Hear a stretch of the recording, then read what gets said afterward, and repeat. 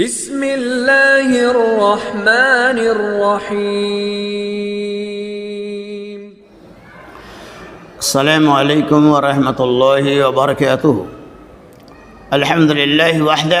والصلاة والسلام علی من لا نبی بعد، اما بعد۔ عن ابی سعید الخدری رضی اللہ عنہ قال قال رسول اللہ صلی اللہ علیہ وسلم: الکیس من دان نفسه وعمل لما بعد الموت، والعاجز من اتبع هواها نفسه فتمنی علی اللہ، رواہ ترمذی۔ حضرت سعید خدری رضی اللہ تعالی عنہ کہتے ہیں رسول اللہ صلی اللہ علیہ وسلم نے ارشاد فرمایا: الکیس من دان نفسه وعمل لما بعد الموت، لوگوں میں سب سے زیادہ ہوشیار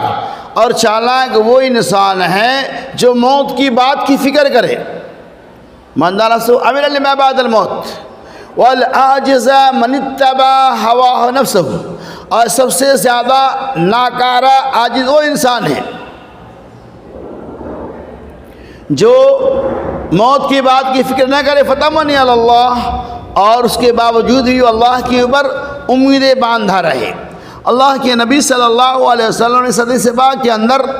عقل مند اور ہوشیار انسان کون ہے اس کی وضاحت کر رہے ہیں۔ عام طور پہ معاشرتی اعتبار سے، سماجی کے اعتبار سے، گاؤں اور محلے کے اعتبار سے ہم اسے عقل مند اور ہوشیار سمجھتے ہیں جن کے پاس زیادہ سے زیادہ دولتوں کا انبار ہو، جن کے پاس زیادہ سے زیادہ بلڈنگیں اور عمارتیں ہوں، جن کے پاس زیادہ سے زیادہ مکانات ہوں، جن کے پاس زیادہ سے زیادہ سونے اور چاندی زیورات ہو۔ ایسے لوگوں کو معاشرے اور سماج کے اندر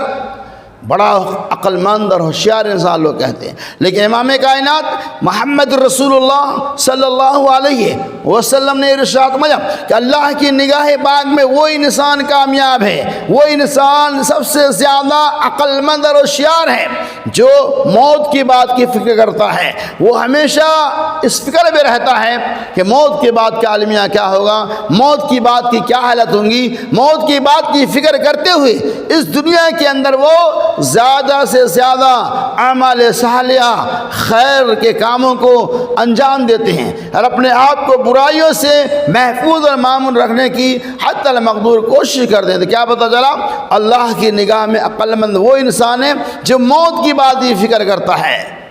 کہ یہ دنیا چند روزہ زندگی ہے، یہاں کی دولتیں یہی رہ جائیں گی، لیکن ہماری زندگی کی جو شروعات ہونے والی ہے وہ زندگی بہت ہی لمبی ہے۔ اس زندگی کے لیے جس نے تیاریاں کی، جس نے موت کی بات کی فکر کیا، مرنے کے بعد کے لیے اعمال خیر کو انجام دیا، ایسے لوگ اللہ کے یہاں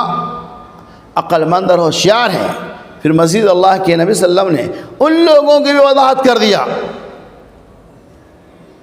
اور ناکارہ عاجز وہ انسان ہے جو اس دنیا میں آخرت کی فکر نہیں کرتا، نیکیاں اور بھلائیوں کو انجام نہیں دیتا، صوم و صلات کی پابندیاں نہیں کرتا، مالدار ہونے کے باوجود بھی صدقہ و خیرات نہیں کرتا، عبادتیں نہیں کرتا، غریبوں، یتیموں، مسکینوں کا خیال نہیں رکھتا، فتمنی علی اللہ، اور اس کے بعد اللہ کے اوپر امیدیں باندھتے رہتا ہے کہ اللہ غفور رحیم ہے، اللہ معاف کرنے والا۔ ایسا نہیں ہے۔ تو یہ انسان سب سے زیادہ ناکارہ عاجز ہے جو دنیاوی زندگی کو سب کچھ سمجھتے ہوئے آخرت کی فکر نہیں کرتا ہے، اور پھر وہ اللہ کے اوپر ایک عابد کی کامیابی کی طرح سے امیدیں باندھے رہتا ہے۔ انسان سب سے زیادہ عاجز و ناکارہ ہے۔ اللہ تبارک و تعالی ہمیں دنیا سے کئی گنا زیادہ آخرت کی فکر کرنے کی توفیق رفیق عطا فرمائے۔